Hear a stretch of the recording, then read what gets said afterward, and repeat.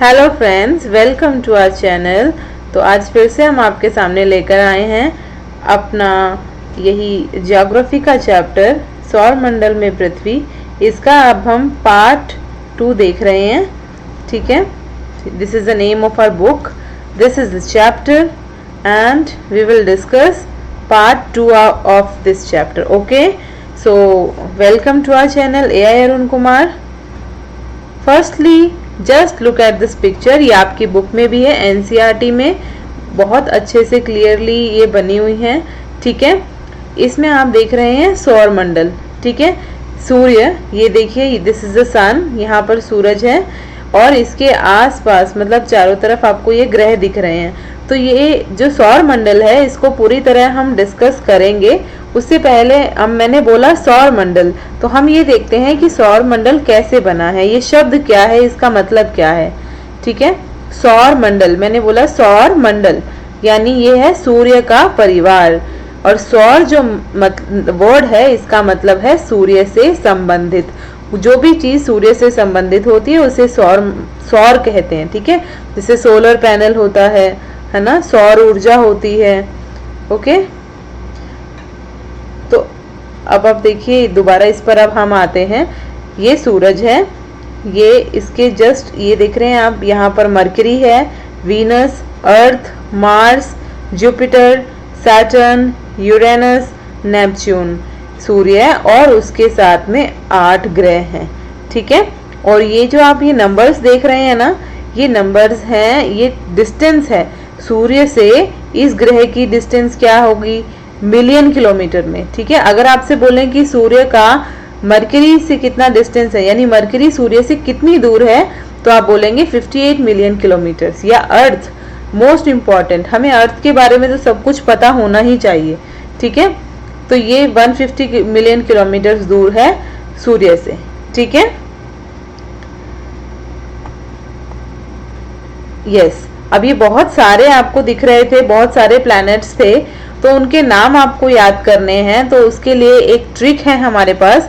My very excited mother just served us, nuts भी बोल सकते हैं, नाचोस या कुछ भी आप बोल सकते हैं, जो भी आपकी फेवरेट चीज है, बस उसका N लेटर से नाम शुरू होना चाहिए, आप कुछ भी लिख सकते हैं। ठीक है, सो M से क्या हो गया, मरकरी, सन के जस्ट बाद मरकरी आया।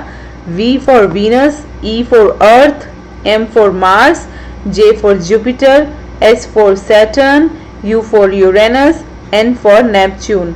मैं भी अपने बचपन से ऐसे ही याद करती हुई आई हूँ। इन सब का फर्स्ट लेटर जो है वो क्या कर रहा है, एक प्लैनेट को रिप्रेजेंट कर रहा है, एक ग्रह को रिप्रेजेंट कर रहा है। ठीक है, देखो फिर से आप इसको देख सकते हैं। आप अपनी बुक भी ओपन करके रखना साथ में, जब आप ये वीडियो देखेंगे तो आप अपनी बुक भी ओपन करके रखना। ठीक है, mercury, my very efficient mother just served us nuts, मैंने ऐसे याद किया था। ठीक है, तो ये ट्रिक है सारे प्लैनेट्स को सीक्वेंस में, सूर्य से सन से जितना दूर है उस तरीके से आप इस सीक्वेंस को याद कर सकते हैं। ठीक है, हाँ, अब आते हैं, बहुत इंपॉर्टेंट है ये, कुछ पॉइंट्स हैं, बहुत ज़्यादा इंपॉर्टेंट है। सारे गवर्नमेंट एग्जाम्स में, कॉम्पिटिटिव एग्जाम्स में ये क्वेश्चंस आते हैं। तो देखिए, जो आपने 4 ग्रह स्टार्टिंग के देखे ना, बुध, शुक्र, पृथ्वी और मंगल, इनका आपको इंग्लिश में भी नाम आना चाहिए और हिंदी में भी आना चाहिए। ठीक है, बाइलिंगुअल होना चाहिए हमें सोशल साइंस में। तो जो आंतरिक ग्रह होते हैं, मतलब इन सूर्य के जो पास वाले 4 ग्रह हैं ना, वो चट्टानों से बने होते हैं। ठीक है, और बाह्य ग्रह कैसे बने होते हैं, गैस और तरल पदार्थों से। देखिए ये रहे, ये 4 ग्रह हैं ये वाले, तो ये सारे चट्टानों से, कठोर हैं ये। ठीक है, जैसे अर्थ है, आपने देखा ना अर्थ की सरफेस कैसी है, और ये जो बाहर के जो है ना, ये हवा यानी गैस और लिक्विड, ठीक है, तरल बने हुए, तरल पदार्थों से बने हैं। नेक्स्ट इज यस, अब ये सूर्य से सूर्य से दूरी कितनी है मिलियन किलोमीटर्स में, ये भी उस डायग्राम में आपने देखा कि कौन सा ग्रह सूर्य से कितनी दूर है। ठीक है, सबसे पास में बुध ग्रह है, तो ये भी क्वेश्चन बन जाता है कि कौन सा ग्रह सबसे ज्यादा दूर है। तो हाँ यस, जो सबसे पीछे है नेपच्यून। ठीक है, उसके बाद इंपॉर्टेंट है सूर्य के चारों ओर परिक्रमण में लगने वाला समय। हर एक ग्रह जो है वो सूर्य के चारों तरफ चक्कर लगाता है। ठीक है, तो आपको पृथ्वी का पता है कि एक साल में 365 दिन होते हैं। ठीक है, इसका मतलब क्या है कि पृथ्वी जो है वो सूर्य के चारों तरफ चक्कर लगाने में कितना टाइम लगाती है? 365 दिन। ठीक है, अब उसके बाद है, अब ये बृहस्पति कितना टाइम लेगा, यानी जुपिटर, ये 11 साल 11 महीने लेगा। शनि सैटर्न कितना लेगा? 29 साल 5 महीने का समय लेगा सूर्य के चारों तरफ घूमने में। देखो जितना जो प्लैनेट जितना दूर होगा ना उतना ही तो टाइम लगेगा उसको सन के चारों तरफ घूमने में। अब बुध जो है, मरकरी जो सन के बिल्कुल पास में है, तो उसको उतना ही कम टाइम लगा। देख रहे हैं आप, डिस्टेंस भी कम है और टाइम भी कम लग रहा है सूर्य के चारों तरफ घूमने में। अब आता है अपने अक्ष पर घूमना, मतलब अपने ही एक्सिस पर घूमना। आपको पता है, आपने वीडियोस भी देखी हैं, हम टीवी में भी देखते हैं कि धरती घूमती रहती है, अर्थ घूमती रहती है, हम बचपन से सुनते आ रहे हैं। तो अपने अक्ष पर घूर्णन, हमें ये पता है कि पृथ्वी जो है वो एक दिन में क्या करती है? अपने अक्ष पर घूमती है, जिसमें से 12 घंटे। एक मिनट, स्लाइड थोड़ी आगे चलो। यस, तो ये हमारे पास है अपने अक्ष पर घूर्णन कि कौन सा ग्रह कितना टाइम लेता है अपने अक्ष पर घूमने में।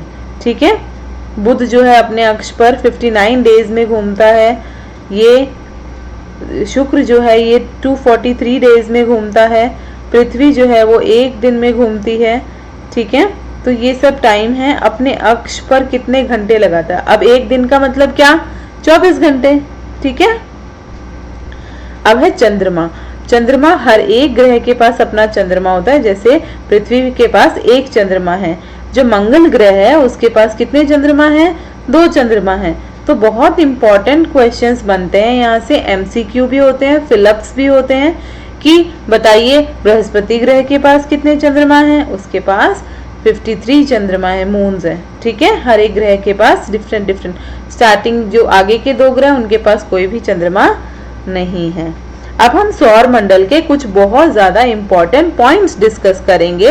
अब आपने सोलर सिस्टम में देखा था सौर मंडल में कि सूर्य है, उसके बाद 8 ग्रह हैं और कुछ उपग्रह हैं और अन्य खगोलीय पिंड है। अब खगोलीय पिंड में आपको बहुत पीछे की वीडियो में डिस्कस कर चुके हैं हम लोग कि खगोलीय पिंड क्या होते हैं, तो इसके लिए आप पिछली वीडियो देखिएगा। ठीक है, उपग्रह अभी आगे बताएंगे आपको क्या होते हैं। अभी आप ये समझिए सौर मंडल में बहुत सारी चीजें हैं। ठीक है, ये सब बहुत सारी चीजें हैं, वो मिलकर सौर मंडल का निर्माण करते हैं। और सबसे मेन जो है ना, हेड ऑफ द फैमिली, वो है सूर्य। ठीक है, सूर्य जो है वो सेंटर में है, सौर मंडल के बीच में है, बहुत गर्म है, ये तो हमें पता ही है, गर्म गैसों से बना है और बहुत बड़ा है। इसका खिंचाव और बल सौर मंडल को बांधे रखता है। सौर मंडल के लिए प्रकाश एवं ऊष्मा का एकमात्र स्रोत भी सूर्य ही है। सारे ग्रह आप देख रहे हैं कि सारे ग्रह जो हैं वो सूर्य के चारों तरफ घूम रहे हैं, ऐसे घूम रहे हैं ना, अपने सोलर सिस्टम में देखा। क्यों घूम रहे हैं? क्योंकि ये जो सन है ना, ये अट्रैक्ट कर रहा है, ये बांध के रख रहा है। कोई फोर्स है जो सन के चारों तरफ ही घूमने पर सब प्लैनेट्स को मजबूर कर रही है, वरना सब अर्थ जो है वो उधर घूम रही होती है ना, जुपिटर कहीं और जा रहा होता नहीं। सन में बहुत पावर है, बहुत पावरफुल होता है सन। ठीक है, फिर है सौर मंडल के 8 ग्रह एक निश्चित पद पर सूर्य का चक्कर लगाते हैं। यह दीर्घ वृत्ताकार में फैले हुए हैं, यह कक्षा कहलाती है। क्या होता है देखिए, ये देखिए, ये सन है, सेंटर में है सोलर सिस्टम में। ये जो सारे प्लैनेट्स हैं ना, वो अपनी एक पाथ पर घूमते हैं, अपने एक रास्ता बनाया। हम भी एक रास्ते पे घूमते हैं। ठीक है, अपने रास्ते पे चलते हैं, ऐसा नहीं है इधर से इधर जा रहे हैं, नहीं, जो डिसाइडेड है। तो ये सबका अपना रास्ता है, ये इसकी कक्षा है। ठीक है, अपनी कक्षा में सब प्लैनेट्स घूमते हैं। ये इसका वो वे होगा, ये इसका वे होगा, सब अपने रास्ते पे घूमते हैं। ठीक है, कक्षा कहलाती है ये। अब आगे देखते हैं। बहुत इंपॉर्टेंट है, किस ग्रह को पृथ्वी का जुड़वा ग्रह माना जाता है और क्यों? कौन सा ग्रह है? Very important question. शुक्र ग्रह को पृथ्वी का जुड़वा ग्रह माना जाता है, क्योंकि क्यों होगा? जुड़वा क्या होता है? एक जैसा, ट्विंस, है ना? तो दोनों का आकार मतलब शेप और आकृति, ठीक है, दोनों का आकार आकृति लगभग समान है, एक जैसा है, इसीलिए ये देखिए, ये अर्थ है और ये शुक्र है, ठीक है, दोनों का ऑलमोस्ट शेप है ना, सेम है ना, इसीलिए इन दोनों को जुड़वा ग्रह कहा जाता है। और ये बहुत इंपॉर्टेंट फैक्ट्स आए हैं हमारे पास। अंतरराष्ट्रीय खगोलीय संगठन IAU, international astronomical union, Paris में इसका हेडक्वार्टर है। IAU ने कहा अपनी एक मीटिंग में जो अगस्त 2006 में हुई थी, वहां पर डिसाइड किया गया कि बहुत सारे प्लैनेट, बहुत सारे छोटे ग्रह, बौने ग्रह, ठीक है, खगोलीय पिंड या प्लूटो, इन सबको क्या कह दिया? बौने ग्रह हैं। अभी मेनली कितने हैं प्लैनेट्स? 8, ठीक है, 8 प्लैनेट हैं। पहले प्लूटो भी था, लेकिन 2006 में ये डिसाइड किया गया कि प्लूटो और जो भी छोटे छोटे खगोलीय पिंड है वो सब किस कैटेगरी में आएंगे? बौने ग्रह, उनको बौने ग्रह कहेंगे, ठीक है, बौने यानी ड्वार्फ, छोटा। प्रकाश की गति जो लाइट है वो बहुत लगभग 3 लाख किलोमीटर प्रति सेकंड, मतलब बहुत स्पीड है। लाइट कहीं भी पहुंचने में बहुत कम टाइम लेती है, कितना? 1 सेकंड में 3 लाख किलोमीटर वो पहुंच जाती है लाइट, ठीक है, इतना दूर का डिस्टेंस ट्रेवल कर लेती है। इस गति के बावजूद भी, इतनी स्पीड होने के बावजूद भी सूर्य के प्रकाश को पृथ्वी तक पहुंचने में लगभग 8 मिनट का समय लगता है। Very very very important question, ये बहुत सारे कॉम्पिटिटिव एग्जाम्स में आते हैं और बहुत बड़े महारथी जो है ना, वो इस क्वेश्चन को सोचते ही रह जाते हैं और गलती रह जाती है। सूर्य के प्रकाश को पृथ्वी तक पहुंचने में लगभग कितना टाइम लगता है? 8 मिनट का समय लगता है। And this is also important. ये सभी जो भी पॉइंट्स मैंने लिखे हैं, इंपॉर्टेंट क्वेश्चन, इंपॉर्टेंट फैक्ट्स, या एक एक लाइन वाइज मैंने NCERT की बुक से उठाया है, ठीक है। नील आर्मस्ट्रॉन्ग के बारे में एक लाइन लिखी है कि पहले व्यक्ति थे जो चंद्रमा की सतह पर गए थे। ये छोटे बच्चे को भी पता है, सबको पता रहती है, लेकिन कब गए थे? 20 जुलाई 1969 को नील आर्मस्ट्रॉन्ग चंद्रमा की सतह पर उन्होंने फर्स्ट टाइम स्टेप डाला था, ठीक है। पृथ्वी, अब अर्थ के बारे में हम डिस्कस करेंगे। अर्थ जो है वो सूर्य के हिसाब से तीसरा ग्रह है। आपने देखा था कि सन है my means Mercury, very, Venus, Earth तीसरे नंबर पे आया ना, तो थर्ड नंबर पे है। आकार में, ये आकार होगा, यहाँ पे आकी मात्रा है, आकार यानी साइज में 5वें नंबर पे है, ठीक है। ध्रुवों के पास से थोड़ी चपटी है, यानी ऊपर से और नीचे से। यहाँ ध्रुव है, ये उत्तरी ध्रुव है, ये दक्षिणी ध्रुव है। आगे के चैप्टर्स में देखेंगे कि उत्तरी ध्रुव के बारे में बहुत सारी इंपॉर्टेंट डिटेल्स डिस्कस करेंगे और दक्षिणी ध्रुव के बारे में। यहाँ से थोड़ी प्लेन है, चपटी है, ठीक है, और इसीलिए इस आकार को क्या कहते हैं? भू-आब। वेरी इंपॉर्टेंट, भू-आब क्या होता है? बहुत सारे एग्जाम्स में आ जाता है, भू-आब क्या होता है? भू-आब मतलब जो भी शेप पृथ्वी के समान हो, मतलब पृथ्वी के समान जो आकार है वो भू-आब कहलाता है, ठीक है। पृथ्वी जो है वो बहुत ज्यादा गर्म नहीं है, ना ही बहुत ज्यादा ठंडी है। हाँ, हमें पता है कि आजकल बहुत ज्यादा गर्मियां हो रही हैं, लेकिन ना बहुत ज्यादा गर्म है, ना बहुत ज्यादा ठंडी है। और यहाँ पर पानी है, हवा है, वायु है, जो हमारे लिए जीने के लिए बहुत ज्यादा जरूरी है, ठीक है। और कोई भी ग्रह ऐसा नहीं है जिस पर इतनी हमारे जीवन के लिए अनुकूल जो भी हमें चाहिए वो वहां पर हो, ठीक है। और ये आप देख रहे हैं, इसमें क्या है? 2/3 2/3 जो है वो जो सरफेस है वो पानी से भरी हुई है, इसीलिए इसको नीला ग्रह भी कहते हैं। अब आते हैं हम वेरी इंपॉर्टेंट पॉइंट, खगोल शास्त्री, ठीक है। एस्ट्रोनॉमर्स क्या होते हैं? खगोल शास्त्री क्या होते हैं?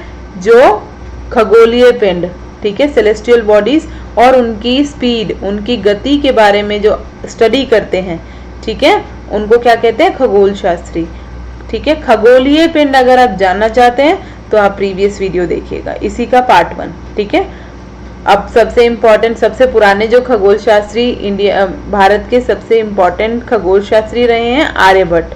ठीक है, आर्यभट्ट ने कहा था कि सभी ग्रह तथा चंद्रमा परावर्तित सूर्य प्रकाश के कारण चमकते हैं। मैंने प्रीवियस वीडियो में बेटा आपको ल्यूनर इक्लिप्स और सोलर इक्लिप्स के बारे में बताया था कि कैसे चंद्रमा जो है हमें पूर्णिमा पर पूरा दिखता है, अमावस्या पर पूरा चंद्रमा हमें दिखता नहीं है, होता है फिर भी नहीं दिखता है। तो ये सब क्या है, सन की रिफ्लेक्शन, सन की जो लाइट है उसकी वजह से है।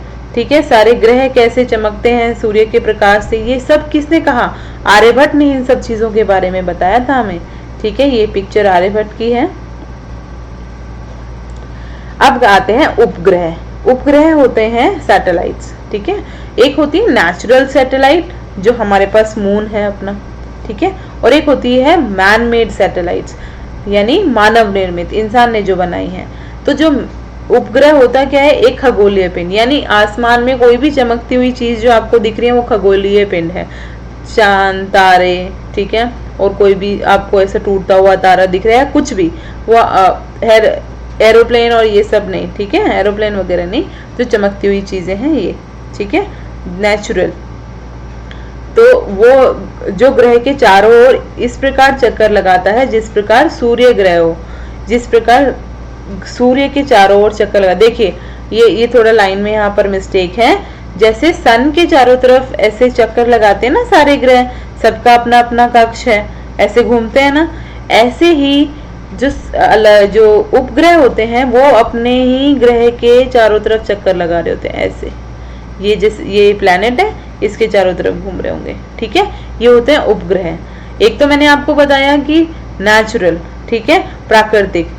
बोलो जो पृथ्वी है उसका प्राकृतिक उपग्रह क्या है, चंद्रमा।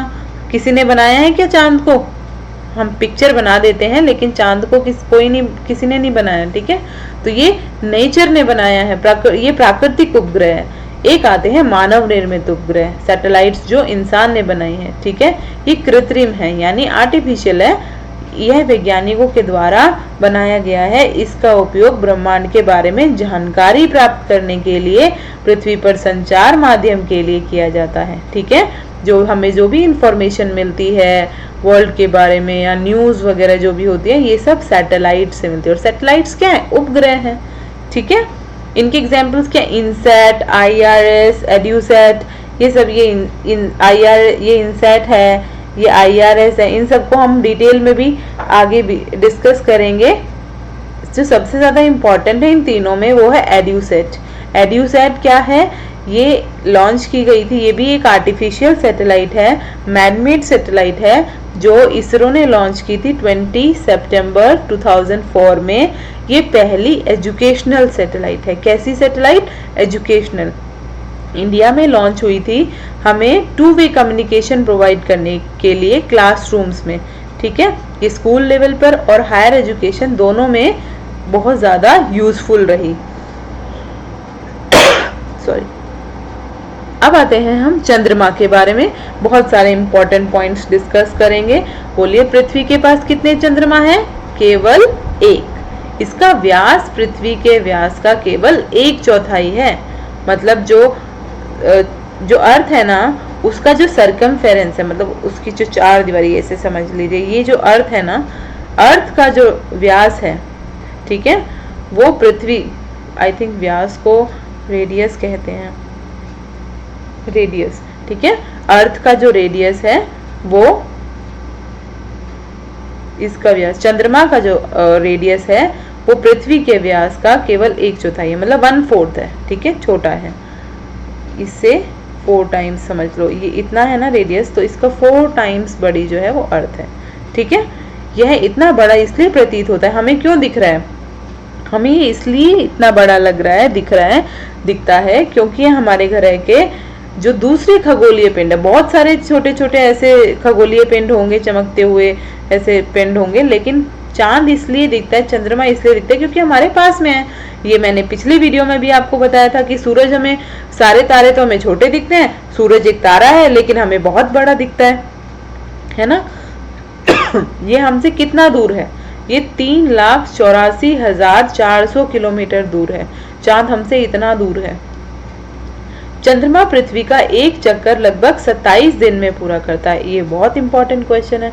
एक चक्कर कितने दिन में पूरे करता है? 27 दिन में। लगभग इतने ही समय में वो अपने अक्ष पर घूमता है, अपने अक्ष पे भी घूमता है और पृथ्वी के चारों तरफ भी घूमता है। ठीक है, ये सारे जो कंसेप्ट्स है ना, ये तो अभी छोटी सी इंफॉर्मेशन है, इंट्रोडक्शन समझ लीजिए। इसके बाद बहुत सारे चैप्टर्स ऐसे आएंगे जिनमें अर्थ और मून के बारे में बहुत इंपॉर्टेंट पॉइंट्स हम डायग्राम से समझेंगे। अब ये सिर्फ इंफॉर्मेशन है, बहुत छोटी इंफॉर्मेशन, स्टार्टिंग है ये। ठीक है, एक चक्कर पूरा करता है कितना? 27 डेज में, अर्थ के चारों तरफ भी और अपने अक्ष पर भी। इसीलिए पृथ्वी से हमें चंद्रमा का केवल एक ही भाग दिखाई पड़ता है। अगर आपसे कहते हैं कि चंद्रमा का एक ही भाग क्यों दिखाई पड़ता है, क्योंकि ये 27 दिन में तो अर्थ के चारों तरफ घूमता ही है, साथ के साथ अपने अक्ष पर भी घूम रहा होता है। चंद्रमा की परिस्थितियां जो हैं वो जीवन के अनुकूल नहीं हैं, वहां पर हम नहीं रह सकते हैं। इसकी सतह पर क्या है? गड्ढे हैं, मैदान हैं, पर्वत हैं, और उन्हीं से ही जो हम कहते हैं ना, यहाँ पे कौन है, चांद पे ये छाया कैसी दिख रही है, ये सब क्या है? वहां पे ये गड्ढे हैं। ठीक है, पर्वत है, मैदान है। पूर्णिमा के दिन चंद्रमा पर इन सब की जो छाया है, शेड, वो हम देख पाते हैं। ठीक है, और नॉर्मली मून की शेप अलग अलग होती है अलग अलग डेज में, तो वो हम उस दिन हम पूरा मून नहीं देख पाते, तो हम ये हमारे माइंड में भी नहीं आता है कि ये ब्लैक ब्लैक स्पॉट्स कैसे हैं। ठीक है, अब आते हैं हम शुद्ध ग्रह के बारे में डिस्कस करते हैं। इसके बाद हमारे दो तीन पॉइंट्स और हैं बस। ठीक है, वैसे ही हमारा ये चैप्टर फिनिश होने वाला है। शुद्ध ग्रह क्या है? जो भी तारे हैं, ग्रह हैं, उपग्रह यानी सैटेलाइट्स हैं, के अतिरिक्त असंख्य छोटे छोटे पिंड भी सूर्य के चारों ओर चक्कर लगाते हैं। ऐसे टुकड़े से हैं, छोटे छोटे पिंड हैं जो सूर्य के चारों तरफ चक्कर लगाते हैं, उन्हें क्षुद्र ग्रह कहते हैं। क्षुद्र मतलब छोटा सा। ठीक है, यह मंगल एवं बृहस्पति की कक्षाओं के बीच में पाए जाते हैं, मार्स और जुपिटर के बीच में। ठीक है, अभी मैं आपको फिर से एक बार जब सोलर सिस्टम दिखाऊंगी ना अभी फिर से, तब आप देखना उसमें कि मार्स और जुपिटर के बीच में एक पट्टी सी बनी हुई है, वहां पर सबसे ज्यादा क्षुद्र ग्रह पाए जाते हैं। ठीक है, वैज्ञानिकों के अनुसार क्षुद्र ग्रह के ही भाग होते हैं जो कि बहुत वर्ष पहले विस्फोट के बाद, देखो ये बड़ा सा ऐसा कोई ग्रह होगा, विस्फोट हुआ। ठीक है, गैस के चट्टान के बने होते हैं, विस्फोट हुआ और वो फट गया और ये छोटे छोटे खगोलीय पिंड बन गए। ठीक है, अब आते हैं उल्का पिंड। उल्का पिंड क्या होता है? उल्का पिंड सूर्य के चारों ओर चक्कर लगाने वाले पत्थरों के छोटे छोटे टुकड़े होते हैं। ठीक है, कभी कभी ये उल्का पिंड पृथ्वी के इतने नजदीक आ जाते हैं कि उनकी प्रवृत्ति जो है कैसी हो जाती है? पृथ्वी पर गिरने की होती है। ऐसा लगता है कि गिरने वाले हैं। देखो टूटते तारे जैसे दिख रहे हैं, है ना, इस प्रकार लगता है। इस प्रकार प्रक्रिया के दौरान वायु के साथ घर्षण होने पर, मतलब हवा के साथ जब ये एक दूसरे के साथ घर्षण करते हैं, मतलब एक दूसरे के साथ सामने आते हैं, ये क्या होता है? गर्म होकर जल जाते हैं। ठीक है, ये टुकड़े, फलस्वरूप चमकदार प्रकाश उत्पन्न होता है। कभी कभी कोई उल्का पिंड पूरी तरह जले बिना ही पृथ्वी पर गिर जाता है, जिससे हमारी पृथ्वी पर गड्ढे हो जाते हैं कि उल्का पिंड गिर गया यहाँ पर। ठीक है, सॉरी। तो ये देखिए, यही है उल्का पिंड, टूटता तारा हम कहते हैं इनको। ठीक है, अब आते हैं आकाश गंगा। आकाश गंगा क्या है? गैलेक्सी। ठीक है, खुले आकाश में एक ओर से दूसरी ओर तक फैली हुई चौड़ी सफेद पट्टी की तरह एक चमकदार रास्ता होता है। देखिए, ऐसा कुछ है, इमेजिनरी है, बनाया हुआ नहीं है। ठीक है, ऐसी चमकदार ऐसे गोला सा बना होता है सितारों का। ठीक है, स्टार्स का या इनका क्षुद्र ग्रहों का। आकाश गंगा जो है वो सौर मंडल का बहुत इंपॉर्टेंट पार्ट है। इसकी कल्पना आकाश में प्रकाश की एक बहती नदी से की गई है, इसीलिए इसका नाम आकाश गंगा पड़ा है। ठीक है, बहुत रोशनी सी रहती है ऐसी कि ऐसा लगता है कि जैसे नदी बह रही हो कोई, है ना, लाइट की, इसीलिए इसका नाम आकाश गंगा पड़ा है। बहुत सारे तारे, बादल, गैस, चमकीली चमकीली सी गैस ऐसे गोला बनाती है, ऐसे लगता है ये आकाश गंगा है। ठीक है, लाखों आकाश गंगाएं, यहाँ पर आकाश गंगाएं होगा, मिलकर ब्रह्मांड का निर्माण करती हैं। और ब्रह्मांड की कल्पना बहुत मुश्किल है। देखिए बहुत, अब ये इस डायग्राम से आपको बहुत क्लियरली ये चीज समझ आएगी। ये देखो, ये है गैलेक्सी। ठीक है, यहाँ पर बहुत सारी गैलेक्सीज हैं, बहुत सारी। और वो क्या है, यूनिवर्स। सबसे पहले आप पृथ्वी देखिए, छोटे से हम स्मॉल से बिगर की तरफ जाएंगे। पृथ्वी है, ठीक है, अर्थ है। अर्थ किसका पार्ट है, सोलर सिस्टम का, सौर मंडल का। सौर मंडल किसका पार्ट है, गैलेक्सी का। जो हमारी जो सौर मंडल जिसके बारे में हम डिस्कस कर रहे हैं वो है दुग्ध मेखला, यानी कैसी, मिल्की वे गैलेक्सी है हमारी। ठीक है, मिल्की वे गैलेक्सी है ऐसी, देखो ऐसा नहीं है, अभी पीछे बताया था ना, तारे ऐसी लाइट सी हैं, बहुत सारे ऐसे छोटे छोटे क्षुद्र ग्रह भी हैं, ऐसी चमकीली चमकीली गैसें हैं, ये होती है गैलेक्सी। बहुत सारे असंख्य तारे हैं, वो बहुत सारे, मतलब इनफाइनाइट स्टार्स हैं यहाँ पे। और ये ऐसी ही बहुत सारी गैलेक्सीज मिल के क्या बन जाता है, ब्रह्मांड, यूनिवर्स बनता है। ठीक है, यही सब हमने आकाशगंगा जो गैलेक्सी है उसमें यहाँ पर डिस्कस किया था। आपको डायग्राम से ज्यादा समझ आएगा। आप इधर से इधर की तरफ गए, आप ऐसे भी समझ सकते हैं कि गैलेक्सी है, गैलेक्सी का पार्ट क्या, जो ये यूनिवर्स है, ब्रह्मांड है, ब्रह्मांड का एक छोटा पार्ट क्या है, गैलेक्सी। यानी इसमें से मान लो ये गैलेक्सी है, इस छोटी सी गैलेक्सी में क्या है, सोलर सिस्टम है, और उस सोलर सिस्टम में क्या है, अर्थ है। ठीक है, ये हमारा, थैंक यू सो मच। अब हम इसके बाद डिस्कस करेंगे क्वेश्चन आंसर्स। अगर आपको ये वीडियो पसंद आई हो so subscribe our channel, like this video, share this video to your friends, or all the best. Thank you so much.